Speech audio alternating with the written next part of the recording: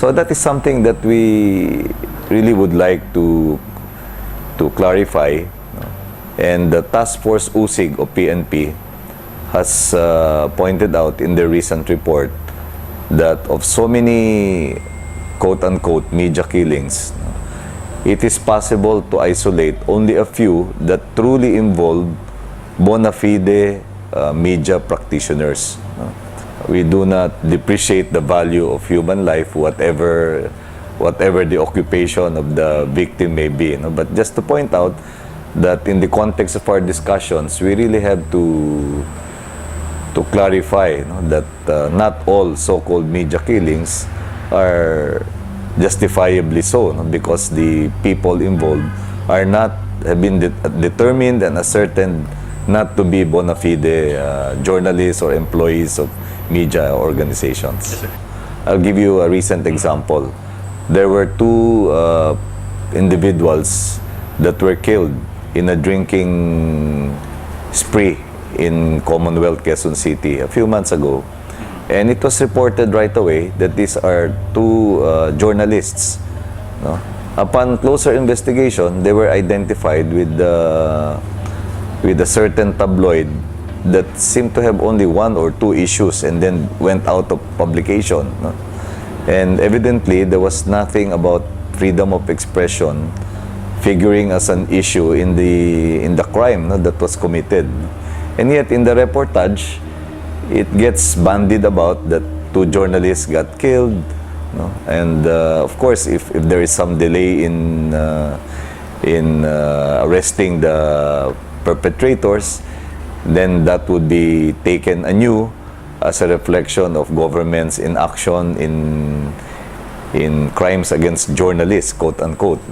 For example, there's also a case of an employee of a radio network that was killed in General Santos. It turns out he's basically a driver, a utility employee, whose official duties do not really extend to the journalistic aspect of the radio network's business.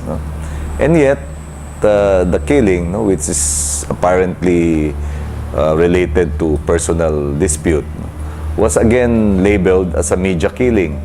So that is the difficulty that we face. Ang hindi fair, yung talagang verified naman na hindi empleyado, wala naman talagang kinalaman yung kanyang ginagawa. And parang there's a strenuous effort na palitawin pa na media. Yun naman yung other extreme siguro on which we will agree na hindi dapat na pairalin. Kasi nadudungisan naman yung country image din natin.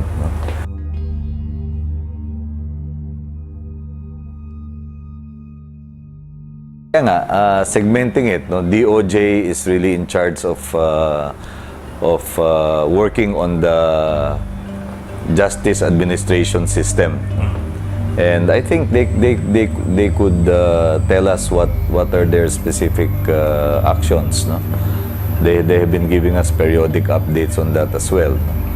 And in the aspect of prosecuting Maguindanao, I think they cannot be faulted for being less energetic because they have really done their utmost in pursuing this, but have to contend with built-in constraints in our existing judicial processes that also would require legislative reform.